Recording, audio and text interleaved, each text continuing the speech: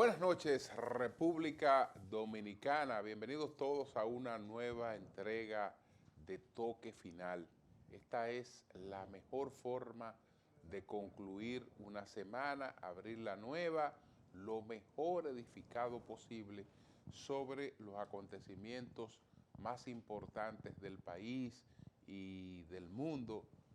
Muchas gracias a Carlos Tomás del Pozo y a Julio Ernesto Martínez, que la semana pasada estuvieron sustituyéndonos aquí en Toque Final, porque me encontraba en la ciudad de Nueva York, donde estuvimos haciendo durante toda una semana el programa El Sol de la Mañana. A propósito de lo que ha ocurrido en Nueva York, en cierta medida las primarias demócratas que se desarrollaron la semana pasada, pues reviven un fantasma que muchos medios en los Estados Unidos descartaron, que fue el fantasma del fraude.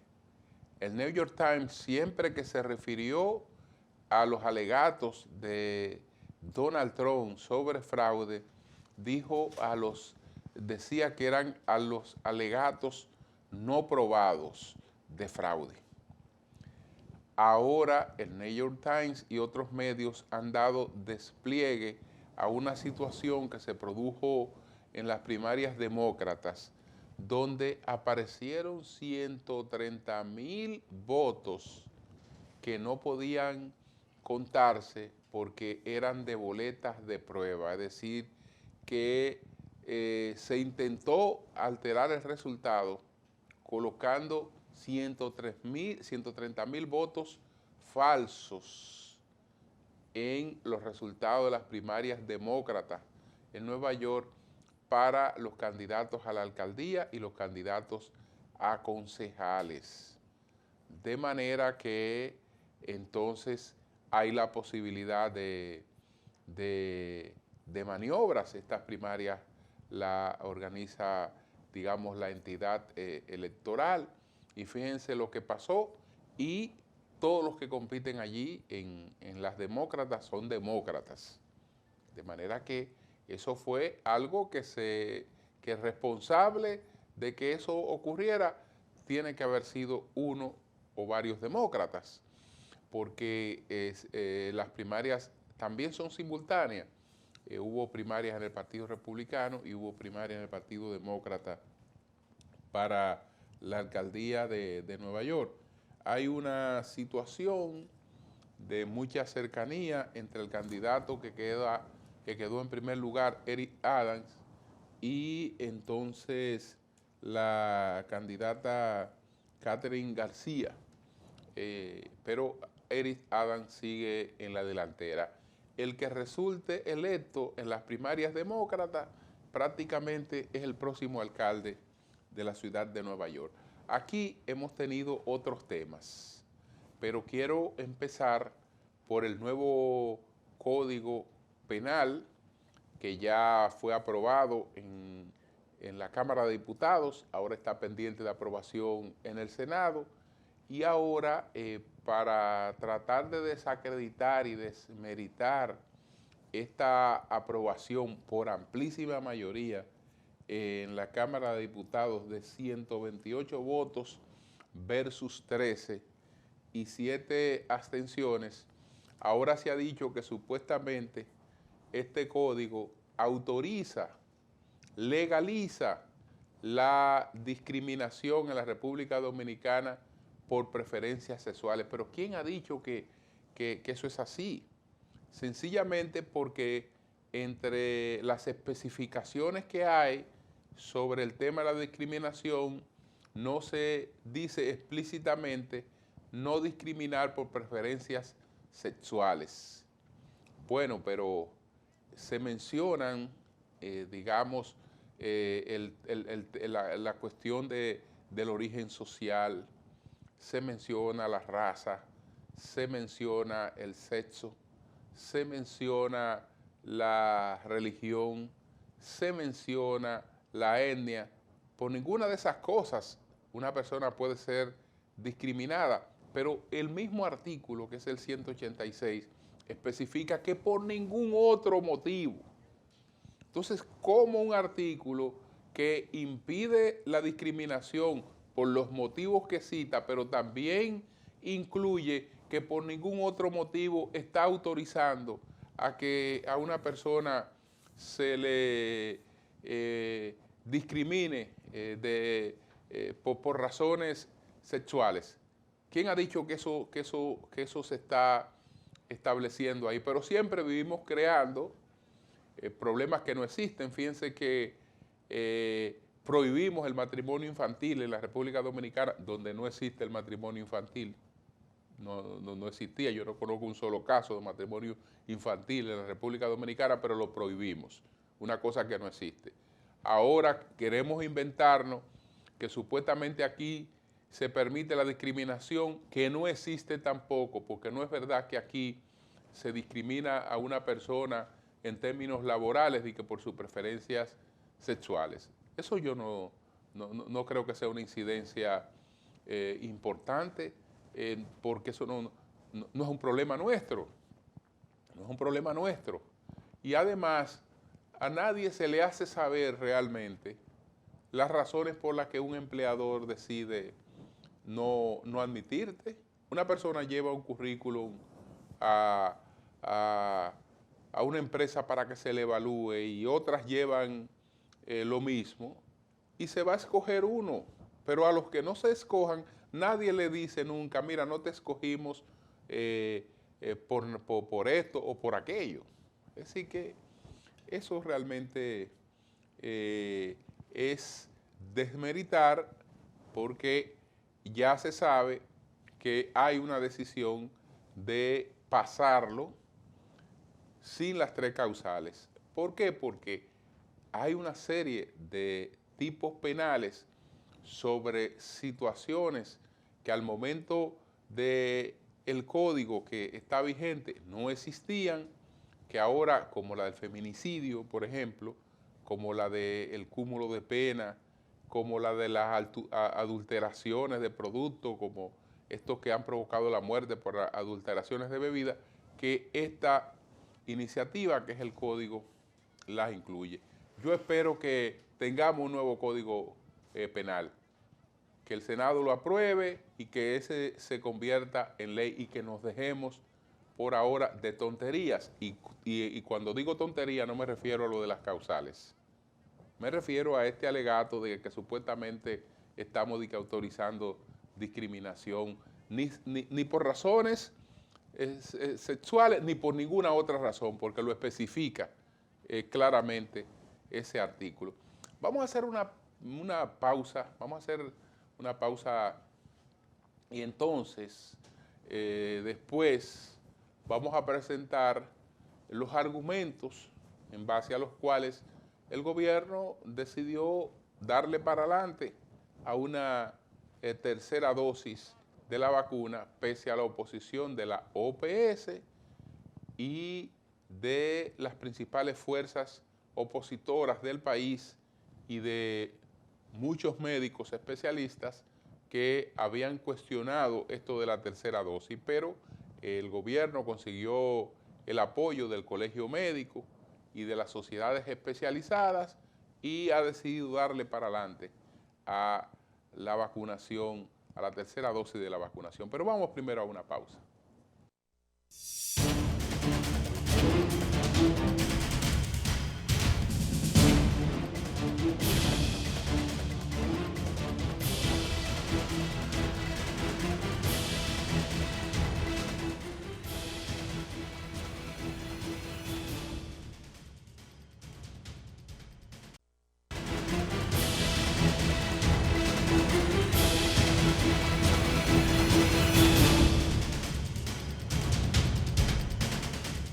Bueno, el gobierno había hecho algunas consultas, pero ya tenía su determinación de decidir empezar una tercera dosis cuando aún falta mucho camino para completar la segunda dosis y falta una parte del camino para la primera dosis. Pero vamos a ver inmediatamente el documento que leyó el ministro de Salud para el doctor Daniel Rivera para explicar las razones por las que el gobierno ha tomado esta decisión. Adelante. El documento dice compromiso conjunto sobre dosis de refuerzo.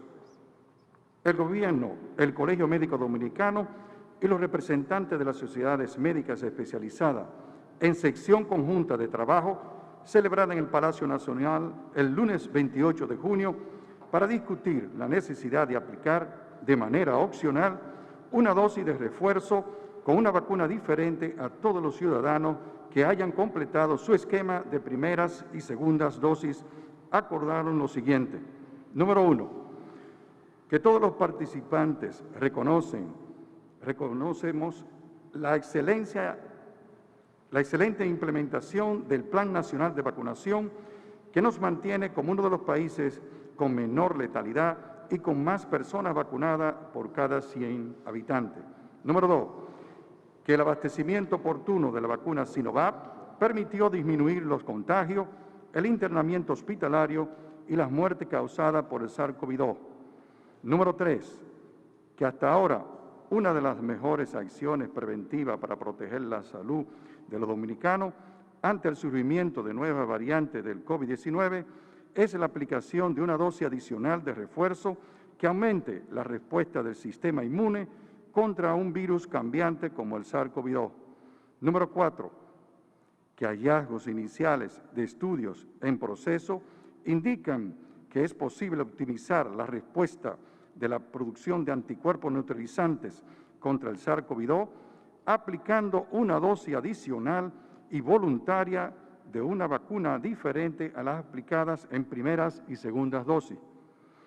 Número 5, que de acuerdo a la experiencia internacional acumulada hasta la fecha y la opinión de los expertos, se concluye que el beneficio potencial de protección contra el SARS-CoV-2 supera con creces los posibles efectos colaterales de la aplicación de una dosis adicional de refuerzo. Número 6, que en vista de las razones precedentes, todos los representantes de las sociedades médicas especializadas y el Colegio Médico Dominicano apoyan la disposición anunciada por el gobierno de aplicar una dosis adicional de refuerzo. 7, que esta dosis de refuerzo debe comenzar a aplicarse de inmediato, de manera voluntaria, a todo el personal sanitario y a personas con comorbilidad que tengan las 2 dosis iniciales de vacunación para luego continuar con el resto de la población. Número 8, que se podrá aplicar con una diferencia de 4 semanas de la última vacuna en caso de Sinovac y de 12 semanas en caso de AstraZeneca. Número 9, que se continuará aplicando estas dosis adicional siguiendo la misma modalidad utilizada para las primeras y segundas dosis, iniciando con los grupos de mayor edad y aquellos con condiciones de comorbilidad y personas con riesgo de infección por SARS-CoV-2. Y número 10, que el proceso de aplicación de primera y segunda dosis con la vacuna Sinovac continuará desarrollándose normalmente y de forma paralela.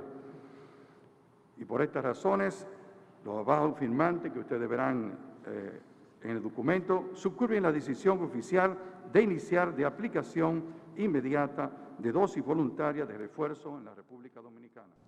Bueno, dice entonces la OPS y la OMS habían adelantado que no hay base realmente científica, no hay aval para eso. Dice, a la fecha no existe evidencia científica sobre si es necesario aplicar una o varias dosis de refuerzo de estas vacunas después de finalizar la pauta vigente de 2 dosis para cada una y el tiempo en el que deben aplicarse. Sin embargo, hay investigaciones en curso que se continúan monitoreando. Hay investigaciones en curso, que es lo mismo que dice el punto 4 del gobierno. El gobierno dice que hallazgos iniciales de estudios en proceso indican que es posible optimizar, es decir, estudios en proceso son cosas que todavía no están claramente establecidas y que están en observación, que están en experimentación. Entonces, la población iría a un proceso de experimentación. Ojalá que solo sea beneficioso. El presidente también abordó el tema respondiendo una pregunta. Yo creo que es interesante que veamos lo que planteó el presidente Abinader. Adelante. En enero, cuando empezamos a hablar de las vacunas, las encuestas decían que la mitad de la población no se quería vacunar. Y a medida en que todos nos fuimos vacunando, recuérdense que como era en tema de edad, yo de la primera que llevé fue a mi madre, como también vamos a ir todos nosotros a vacunarnos ahora en este momento, y eso se va a ir creando confianza. Claro, la vacuna es opcional, tanto la primera y la segunda dosis y la tercera. Es opcional. Lo que nosotros como gobierno tenemos que tener la responsabilidad de presentarle a toda la población una opción que todos consideramos en base a los estudios ahora, a los estudios que tenemos hasta el momento, como decía el doctor Núñez, que va a ayudar, y decía la doctora Soler, a fortalecer la inmunidad. Señores, mientras muchos países no tienen una vacuna, nosotros tenemos 3 vacunas que lo que queremos es tener y llevar a este país al mejor nivel de inmunización posible en todo el mundo, a la mejor salud posible que hay hoy actualmente en todo el mundo. Y eso es lo que le estamos presentando en un momento de una pandemia. Esperar, ya tenemos demasiadas evidencias y sabemos que no hay efectos secundarios. Y le quiero dar, y termino con esto, un dato. Hay una vacuna que el nombre genérico es Tocilizumab. Medicamento. Un medicamento que se inyecta, pero que el nombre genérico es Tocilizumab, que se descubrió en Italia, era para la artritis. Así es. Y descubrió que tenía efectos muy positivos a los pulmones en los casos graves del COVID-19. El gobierno pasado empezó implementándolo aquí de manera correcta. Y eso salvó muchas vidas, entre ellas personas que ustedes conocen como el doctor Cruz Jiminián, como el mismo doctor Daniel Rivera, que le dio COVID y se colocó esa medicina. ¿Y ustedes saben cuándo fue aprobada esa medicina en Estados Unidos? Hace una semana. Y aquí ha salvado ya miles de vidas. Imagínese usted que nosotros hubiésemos esperado y no hubiéramos aplicado ya en una pandemia y con la evidencia que había en ese sentido, además de una medicina que se utilizaba para otra cosa, o sea que no podía tener mayores efectos secundarios. Muchas veces, en estos momentos de pandemia, el liderazgo tiene que asumir responsabilidades. Y esa responsabilidad la estamos asumiendo hoy, todos nosotros. Bueno, señores, ojalá que esto salga bien, ojalá que salga bien, ojalá que todo resulte de manera positiva, pero ojalá sobre todo que concluya con éxito las 2 dosis, que todavía nos faltan más de 2 millones de personas que no se han colocado la segunda dosis. Vamos a hacer una pausa. Retornamos en breve para presentar los 10 temas más importantes de esta semana.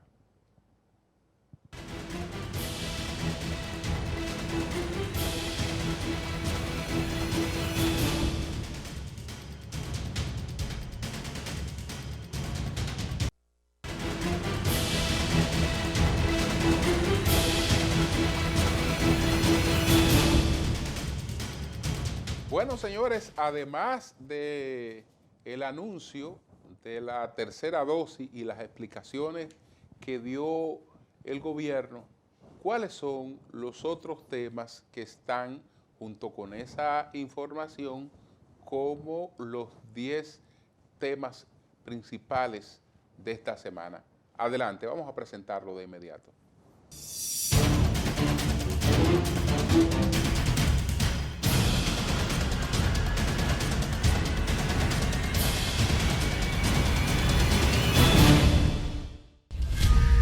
Bajo cargos de corrupción por distracción de fondos públicos, se encuentra detenido el ex procurador Jean Alain Rodríguez, quien encabeza un grupo de 18 implicados en distintas tramas dolosas durante su gestión frente a la Procuraduría General de la República y cuya investigación ha sido bautizada como Operación Medusa.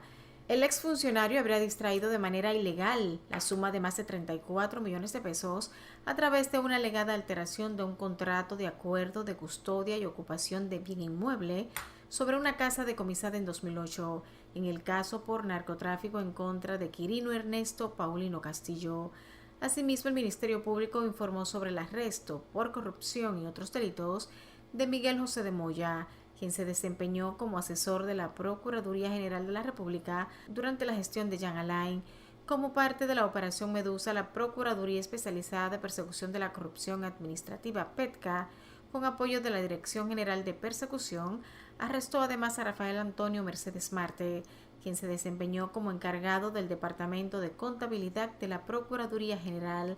La operación incluyó el arresto de Altagracia Guillén Calzado, quien se desempeñó como subdirectora administrativa de la Procuraduría General, y Javier Alejandro Forteza Ibarra, quien ocupó la posición de director de Tecnología de la Información de la institución. Además, fue arrestada Jenny Marte Peña, es encargada de construcción del proyecto del Plan de Humanización del Sistema Penitenciario. La Operación Medusa, dirigida por los procuradores adjuntos Jenny Berenice Reynoso y Wilson Camacho, incluyó al menos 38 allanamientos en el Distrito Nacional, La Vega y La Romana. Los imputados son acusados de delitos de asociación de malhechores, estafa contra el Estado, soborno, coalición de funcionarios, falsedad de documentos públicos, robo de identidad, delitos electrónicos y lavado de activos. La Procuradora General de la República, Miriam Germán Brito, explicó que fue ilegal la alerta migratoria que impidió la salida del país del ex procurador Jean Alain Rodríguez. Asimismo, dijo que tomará las medidas de lugar para impedir que esta situación se repita, incluyendo aspectos disciplinarios. Se recuerda que el ex procurador Jean Alain Rodríguez fue impedido de salir del país el jueves de la semana pasada tras permanecer más de 5 horas en el aeropuerto bajo el alegato de que había una alerta migratoria en su contra. En otro orden, tal como había anunciado, en interés de evitar malas interpretaciones, la magistrada Germán Brito levantó un acta en la que deja constancia de su inhibición para conocer el proceso puesto en marcha por los órganos de persecución contra el ex procurador general. La magistrada agrega que su decisión busca que acciones que tuvo el señor Rodríguez en el pasado respecto a su persona no den lugar a que se quiera atribuir alguna malquerencia o predisposición contra el imputado, razones más que suficientes para sustentar su inhibición. La decisión del gobierno de aplicar a la población una tercera dosis de la vacuna contra el COVID-19, distinta de las dos primeras, ha abierto un debate nacional con opiniones a favor y en contra. Diferentes especialistas dominicanos cuestionaron la factibilidad de la medida. A través de su cuenta de Twitter, el doctor Pedro Ureña, médico cardiólogo, indicó que no hay datos que justifiquen la aplicación de una tercera dosis antes de los 6 meses y mucho menos de una vacuna diferente. Por su parte, el exministro de Salud Pública, Rafael Sánchez Cárdenas, dijo que en la medida en que los países avanzan en los procesos de vacunación, van apareciendo informaciones incompletas, a veces maliciosas, que buscan dar fundamento a la tercera dosis. No hay estudios concluyentes al día de hoy que establezcan esa necesidad, matizó el exfuncionario. De su lado, el director médico del Centro de Diagnóstico y Medicina Avanzada y Telemedicina, CEDIMAT, doctor Jorge Marte Báez, indicó que aunque apoye una tercera dosis de vacuna, no puede garantizar que sea buena y que funcione. Sostiene que tampoco se puede descartar que suceda lo mismo que está pasando ahora mismo con las 2 dosis, después que se aplique una tercera. Las nuevas proyecciones del Banco Central ubican el crecimiento económico de la República Dominicana para 2021 entre un 8% y un 9% de forma conservadora, según manifestó el gobernador Héctor Valdés Albizu. El gobernador informó que el Banco Central tiene a disposición entre 7.000 y 8.000 millones de pesos para los sectores que quieran tomar prestado. Al presentar los resultados de la economía en los primeros 5 meses de este año, el gobernador informó que el Banco Central continúa implementando el plan de estímulo monetario puesto en marcha desde marzo de 2020, que asciende a 215.000 millones de pesos, equivalente a 5% del Producto Interno Bruto. Hasta la fecha se ha canalizado el 91% del monto, unos 196.285 millones, a empresas y hogares a través de unos 90.000 nuevos préstamos, refinanciamientos y reestructuraciones de deuda. El emisor reportó que los sectores que han recibido más recursos son comercio y MIPYMES, hogares, construcción y exportación y la manufactura. Valdés Albizu señaló que la Junta Monetaria acordó recolocar los montos de dinero ya recuperados, que ascienden a unos 8.000 millones de pesos. El ministro de Economía, Planificación y Desarrollo, Miguel Seara Hatton, informó que las 6 mesas de trabajo conformadas por distintos sectores levantaron 196 propuestas con el objetivo de contrarrestar las alzas de los precios, que implican medidas de corto, mediano y largo plazo, tanto de carácter coyuntural como estructural. Seara Hatton indicó que Participación Ciudadana, una de las entidades pertenecientes a la Mesa Social y Laboral, presentó varias sugerencias, entre las que se encuentran que todos los subsidios sean focalizados, no generalizados, para evitar que sectores de ingresos altos se beneficien con los mismos y que estos sean canalizados a través de Progresando con Solidaridad Prosoli, impactando a los hogares identificados previamente por el Sistema Único de Beneficiarios SIUBEN. En tanto, Manifiesto Ciudadano entiende que lo ideal es que el gobierno desmonte las cargas impositivas de las importaciones hasta alcanzar la estabilidad prepandémica, además de que asuma el incremento de los costos del transporte de los principales rubros que impactan la economía. En tanto, 3 organizaciones sindicales presentaron una propuesta en conjunto en cuanto al mercado laboral. Recomiendan un reajuste salarial de 40% y la creación de empleos de calidad. Otras sugerencias son ampliar la red de distribución de mercado de productores, agromercados y bodegas móviles del INESPRE, además de expandir la oferta de medicamentos y que las aseguradoras cubran las pruebas PCR del COVID-19. El Consejo Nacional de la Magistratura preseleccionó a 80 personas a ser evaluadas para ser jueces y suplentes del Tribunal Superior Electoral. El listado con los 80 preseleccionados por dicho consejo está compuesto por 22 mujeres y 58 hombres, los cuales se disputarán uno de los 5 puestos en ese tribunal. 10 de las 90 fueron excluidas por no cumplir con algunos de los requisitos dispuestos en la Ley Orgánica del TCE 29-11, dijo el consultor jurídico del Poder Ejecutivo, Antoliano Peralta. Las vistas públicas serían celebradas los días martes 13, jueves 15, viernes 16 y martes 20 de julio a partir de las 9 de la mañana. Luego de que se efectúen las vistas públicas, los miembros del Consejo Nacional de la Magistratura entrarán en la etapa deliberativa, donde se realizará la votación para la escogencia de los nuevos magistrados del Tribunal Superior Electoral. Integrantes del programa radial El Sol de la Mañana denunciaron los abusos y atropellos cometidos por la aerolínea JetBlue en contra de la periodista dominicana Consuelo Despradel, quien fue bajada del avión por supuestamente pedir una explicación sobre el retraso del vuelo. El avión con más de 100 pasajeros se dirigía hacia República Dominicana luego de salir de Newark, Estados Unidos. Sin embargo, ciertos problemas técnicos provocaron que la aeronave diera vueltas en el aire por horas para luego aterrizar de emergencia en el Aeropuerto Internacional John F. Kennedy. Según lo que narró el grupo a través de Twitter, tomaron un segundo vuelo en el que finalmente pudieron llegar a su destino. El comunicador José La Luz se quejó en la red social diciendo que había alrededor de 150 personas en el vuelo, la mayoría dominicanos, y todavía no tienen una explicación. Paralelamente, el periodista Julio Martínez Pozo expresó que luego de haber vivido peripecias en el vuelo de JetBlue, tomaron un segundo vuelo con retraso en el que sacaron a Consuelo Despradel por pedir explicaciones. Ya aquí, equipo Sol de la Mañana, después de peripecias, vuelo JetBlue, primer avión después de retraso horas, se devolvió por emergencia al JFK porque quedó sin radar, duró hora y media consumir combustible antes de aterrizar y segundo con retraso del que sacaron a Consuelo Despradel por pedir explicación, se lee en el tuit. El general retirado Salvador Lluveres Montaz es jefe de la Fuerza Aérea y de la Policía Nacional, dijo que los 6.4 millones de dólares que afirma le fueron robados en febrero de este año por un grupo de hombres que lo asaltó en su villa en Casa de Campo, en La Romana, son el producto de décadas de trabajo y negocios que había realizado en Estados Unidos, específicamente en proyectos de construcción en Miami. Ese dinero eran 40 años de mi vida de labor, de trabajo y de ahorro hechos mano a mano, honesta y honradamente, sin haber hecho nunca nada deshonesto. Siempre fue honrosamente concebido, expresó Yubere Montaz al responder cuestionamientos sobre la procedencia del dinero.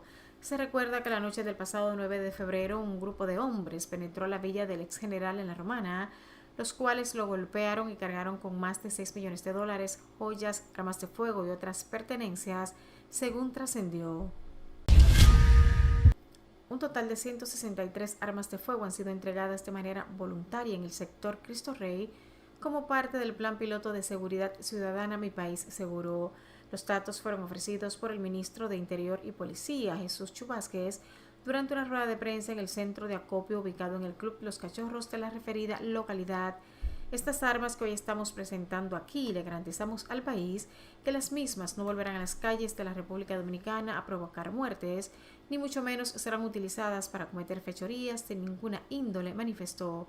Asimismo, Vázquez señaló que las armas serán destruidas en presencia de los medios de comunicación y ante una delegación de la Organización de Estados Americanos, en un acto público que será dado a conocer más adelante. De acuerdo con los detalles revelados por las autoridades de Interior y Policía, de las 163 armas, 111 fueron entregadas de manera voluntaria y corresponden a 78 pistolas, 68 revólveres y 17 escopetas, mientras que mediante la modalidad de bonos fueron adquiridas 37 pistolas, 13 revólveres y 2 escopetas. Los incentivos económicos para la entrega de las armas establece 8,000 pesos por un revólver, 10,000 en caso de una pistola y 7,000 pesos para las escopetas.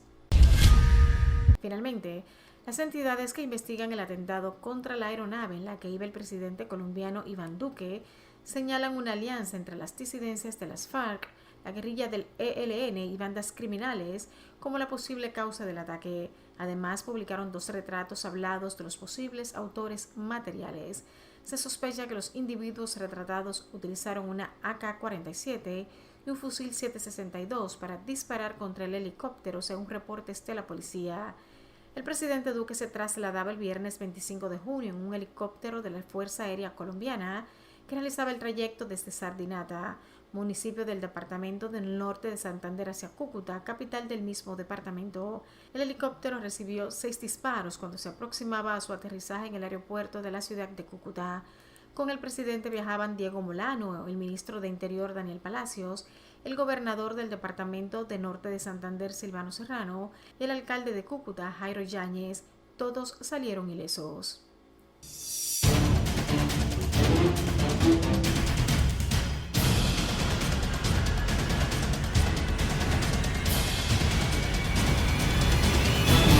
Bien, señores, vamos a una pausa, retornamos en breve.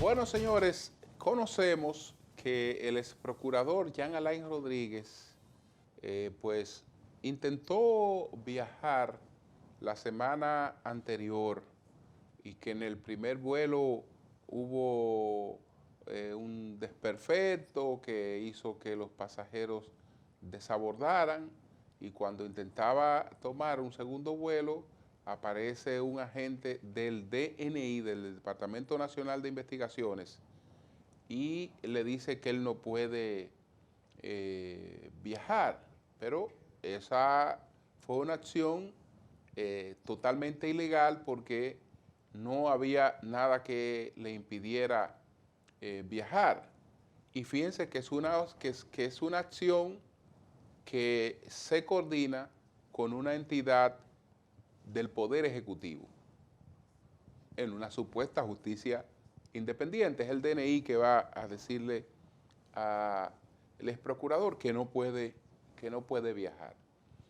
Esto motivó muchos cuestionamientos, aunque por otra parte había mucha gente alegre, porque hay gente que goza con eso. El propio Jean Alain forjó una imagen que le ha despertado mucho rechazo y bueno, a alguna gente eso le ha hecho gracia a lo que está ocurriendo con él en estos momentos y celebró eso, aunque de lo que se trataba era de una violación a los derechos que tiene una persona. La procuradora, ante los hechos, se pronunció y realmente reafirmó todo lo que habían planteado las críticas, que eso no procedía, dio informaciones importantes porque ahí cuando el DNI fue a decirle a él que no podía salir, resulta que no había por parte de la Procuraduría ninguna impedimento ni para él ni para ninguna otra persona en ese sentido. Y bueno, ella produjo un documento que es un documento que en términos de opinión causó mucho revuelo, pero inmediatamente para aplacar lo que representaba este cuestionamiento de la propia titular de la Procuraduría a lo que había ocurrido con Jean Alain, entonces se apresuraron las gestiones que ya se venían encaminando de allanamientos, de apresamientos.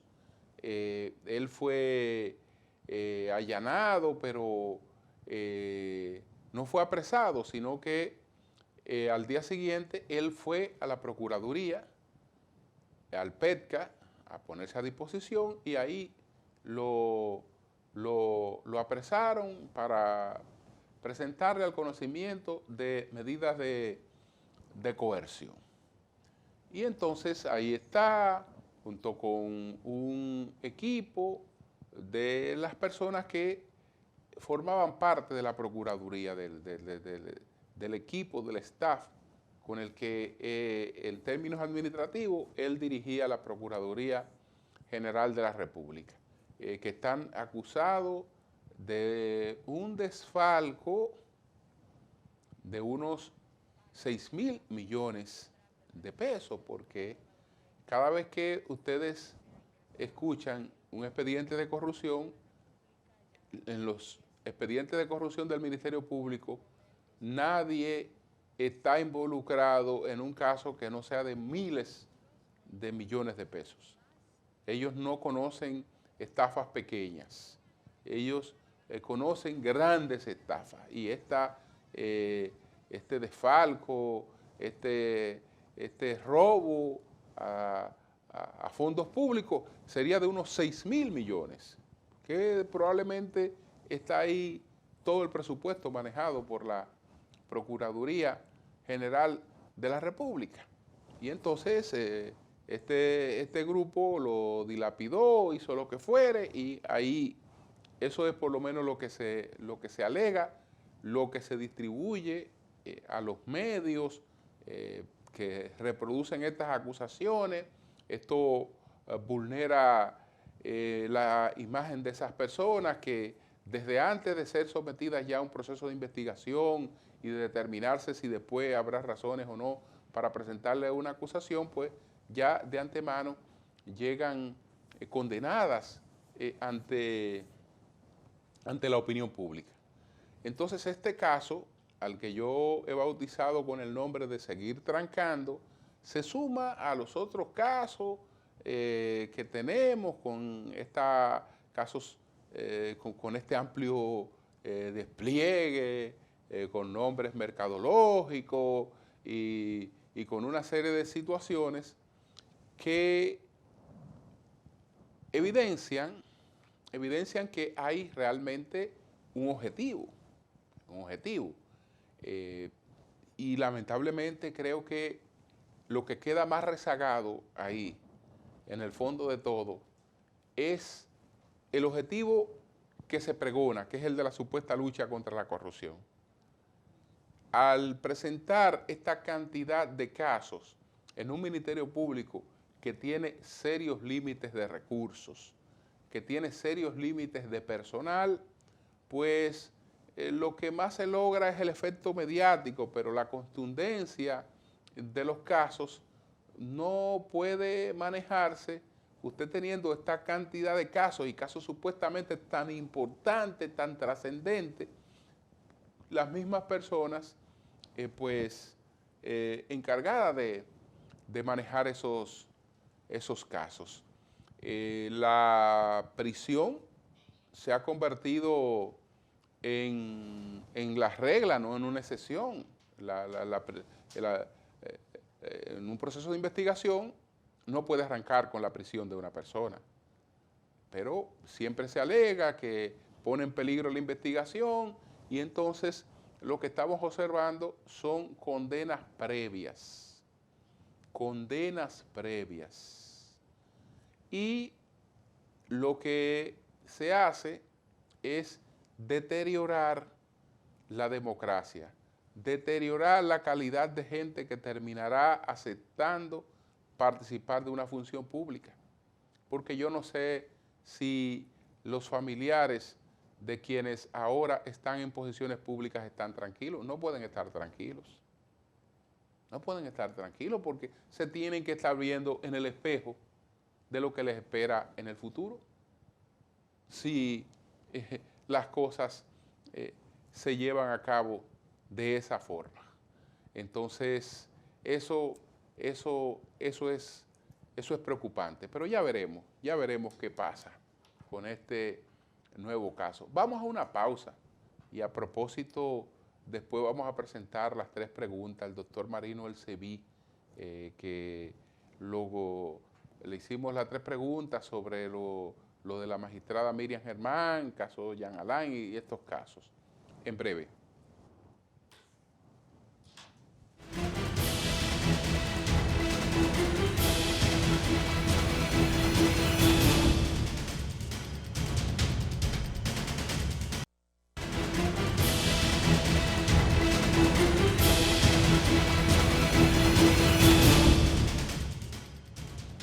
Bien, señores, vamos a presentar de inmediato las 3 preguntas que nuestro equipo le formuló esta semana al doctor Marino El Sebí. Hablamos sobre el documento que publicó la magistrada Miriam Germán. Adelante.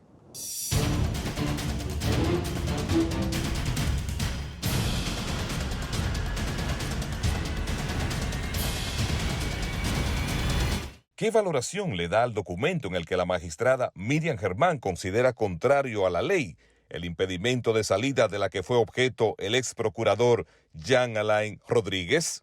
Fue una verdadera clase de derecho constitucional. La decisión de la magistrada Miriam Germán está íntimamente ligada a los artículos 68 y 69 de nuestra Constitución, que prevén el debido proceso y la tutela judicial efectiva, así como el artículo 40 de nuestra Constitución, que establece claramente que cualquier disposición en contra de un ciudadano en aspectos penales tiene que ser dictada por un juez competente. Por tanto, las alertas no tienen ningún asidero constitucional y no están consideradas dentro de nuestro Estado de Derecho social y democrático como una actuación legítima en contra de ningún ciudadano para reprimir su derecho al tránsito, como lo establece el artículo 15 de nuestra Constitución. Hay quienes piensan que las acciones posteriores del Ministerio Público contra el ex procurador y su equipo contradicen el espíritu de la comunicación de la procuradora, que luego procedió a su inhibición, como había adelantado. Evidentemente que en principio se pudo pensar que se trataba de una acción como que iba en contra de la actuación y de la propia carta de la magistrada Miriam Germán, que en forma pundonorosa estableció su inhibición.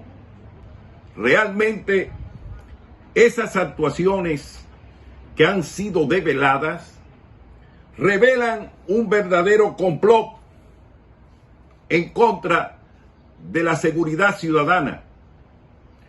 Y si en los barrios, en ciertas ciudades, hay inseguridad en esos barrios y ciudades, la mayor inseguridad se ha revelado en este caso, estaba en el centro mismo de la información, en el centro mismo de la investigación, en el centro mismo del Ministerio Público, que manos criminales. ¿Se abusa de la prisión preventiva como piensan algunos abogados?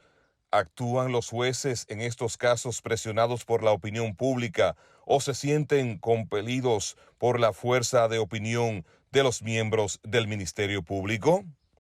Honestamente, en principio yo entendía que el señor Jean Alain Rodríguez debían darle una fianza, debían obligarlo a pagar una fianza en efectivo y a su vez ponerle un impedimento de salida para que solamente pudiera salir con autorización del Ministerio Público y a su vez una medida de ir al Ministerio Público con la frecuencia que el Ministerio Público lo requiera, ya sea semanal, quincenal o mensualmente, y firmar un libro de presencia cuando va a esos interrogatorios o a esas visitas.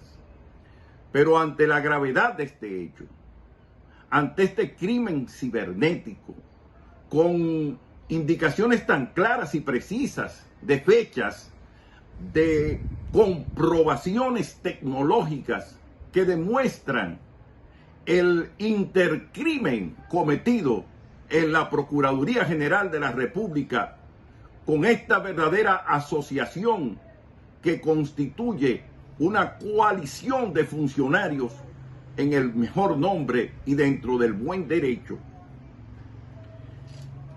Creemos que el artículo 229 del Código de Procedimiento Penal, en sus numerales 4 y 5, se cumplen de forma precisa para presumir un peligro de fuga en contra del procurador Jean Alain Rodríguez. Porque no importa que él tenga ya un lugar conocido donde vive, un arraigo en nuestro país, pero es el carácter peligroso de estar en la calle. Un hombre que a través de un giro en una computadora puede tener el acceso de las informaciones sensibles de esta nación, en las informaciones que se están llevando a cabo aún en su contra, como es el caso de la especie, y como demostró tener la información cuando trató de salir del país, ya informado a través del control remoto de las informaciones en la Procuraduría General de la República, de que su expediente ya estaba en camino y que las actuaciones en su contra ya habían sido solicitadas al juez de instrucción. Eso es lo que tiene que explicar este procurador o ex procurador general de la República, que con su actuación infame, fraudulenta, con sus maniobras criminales, ha puesto al Ministerio Público en entredicho en el estado institucional y democrático que esta nación representa y debe ser frente a la delincuencia que se ha cometido a lo interno del propio Ministerio Público.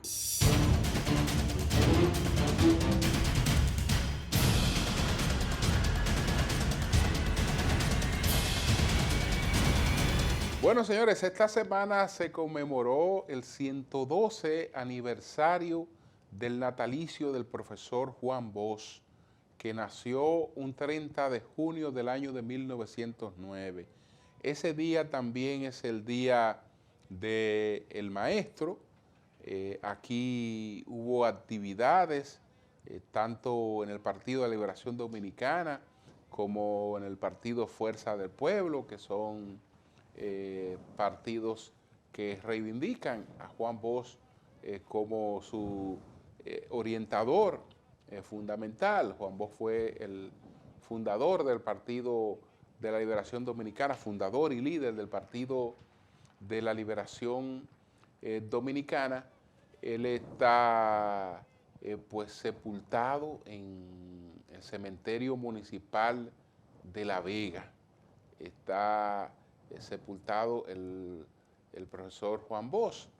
Entonces ya posteriormente habrá que ver si se mantiene allí o se traslada después con el tiempo del cementerio municipal de La Vega, donde se guardan sus restos. Así es que ahí está su obra, Yo creo que la mejor forma de homenajear al profesor Juan Bosch es conociendo su obra, conociendo su pensamiento. Señores, buenas noches a todos.